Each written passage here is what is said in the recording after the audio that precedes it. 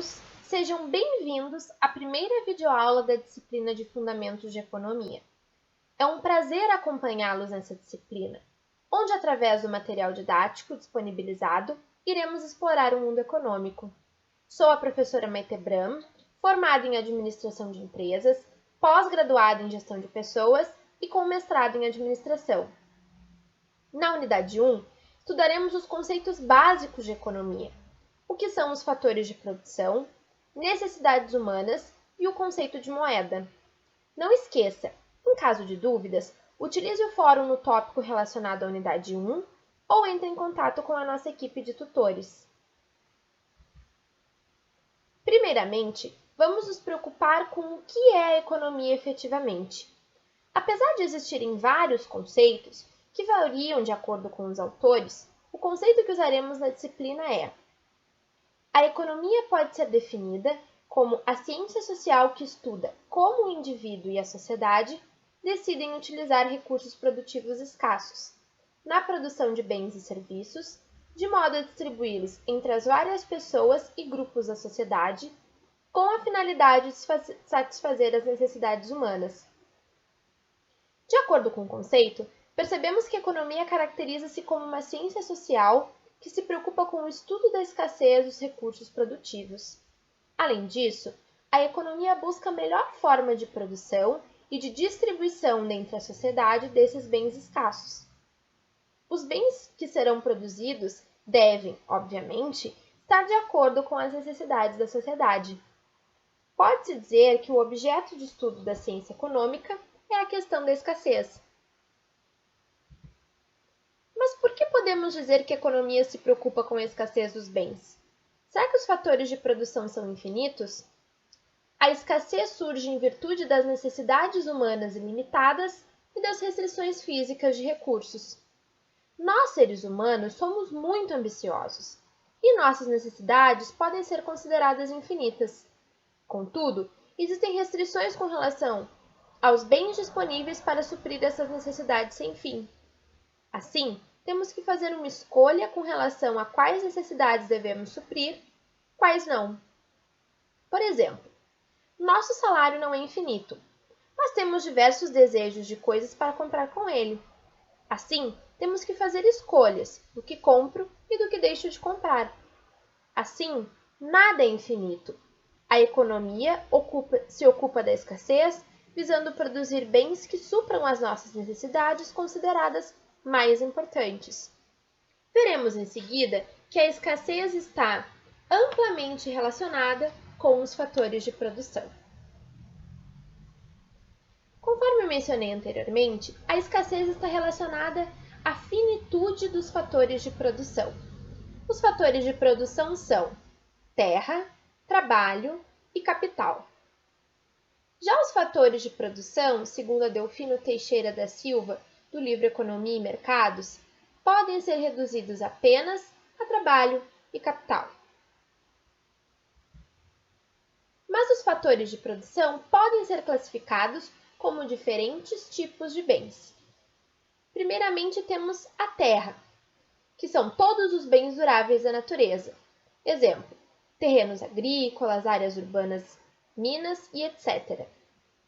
Na figura, vemos o exemplo do petróleo e da água, que são bens duráveis da natureza, mas também não são infinitos. Temos como exemplo a crise hídrica do estado de São Paulo. Bens de produção duráveis, também conhecidos por capital fixo, bens feitos pelo homem. Exemplo, máquinas, ferramentas e etc. Na figura, temos o exemplo da escavadeira, que é um bem que vai suprir uma necessidade relacionada ao trabalho. Bens de consumo duráveis, bens produzidos pelo homem, casas, veículos e etc. Os bens de consumo duráveis vêm suprir necessidades relacionadas à vida do ser humano, como no caso a necessidade de transporte relacionada ao carro. Para compreender o que é escolhido para a produção, levando em consideração a escassez, é preciso compreender um pouco mais sobre as necessidades humanas. A palavra necessidade significa carência ou falta de coisas necessárias, enquanto que o termo satisfação denomina estado de saciado, farto, contente e etc. Mas por que é importante compreender as necessidades humanas? Para que a economia produza, utilizando os fatores de produção, elementos que irão suprir as necessidades apresentadas pelos seres humanos. Existem 3 necessidades humanas: as básicas, as secundárias e as coletivas. Veremos cada uma delas a seguir. Na sociedade moderna, a existência de mais 5 necessidades, consideradas primárias ou básicas, das 4 anteriormente mencionadas: alimentação, vestuário, moradia e transporte.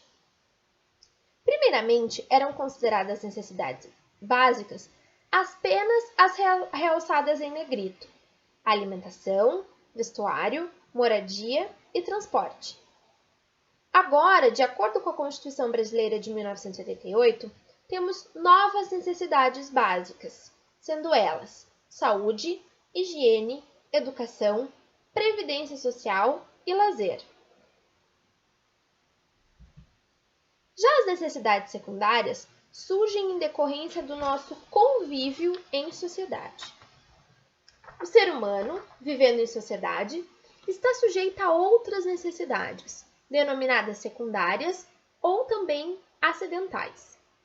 Estas, como as primárias, provocam a ação humana e, por meio de nossa atividade, obtemos os meios necessários à satisfação das necessidades e desejos.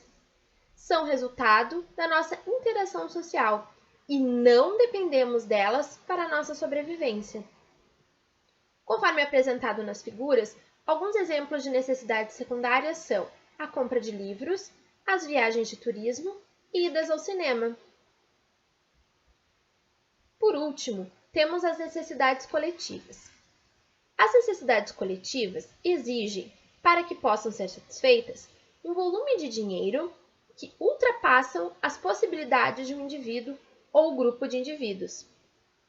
É o caso, por exemplo, da organização policial para a manutenção da ordem pública.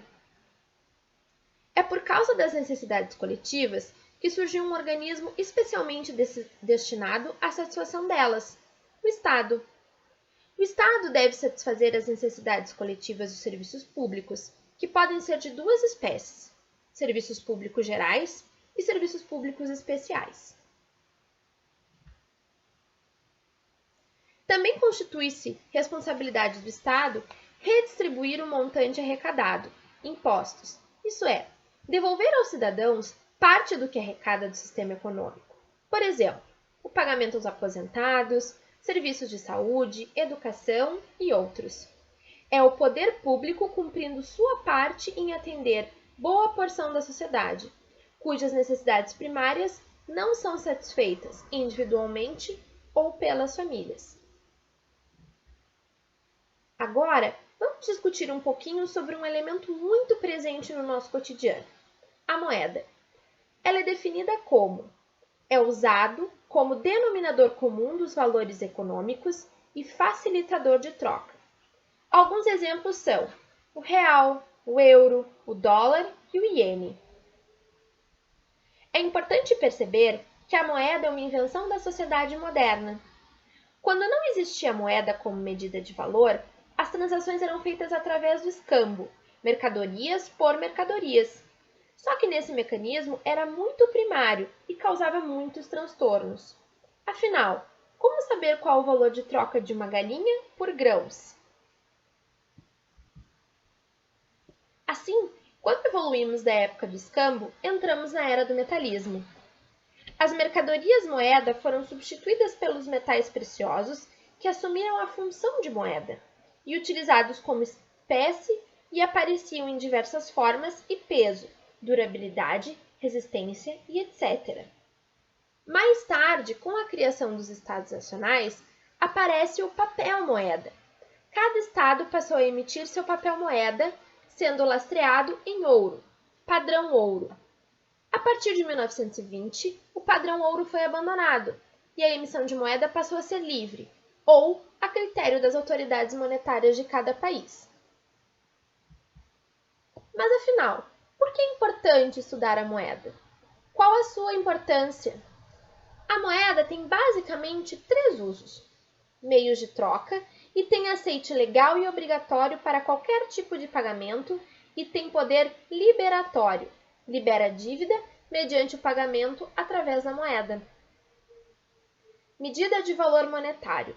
É um padrão de medida e pode ser dividida em várias partes, sem perder o valor, para facilitar o troco e qualquer tipo de transação.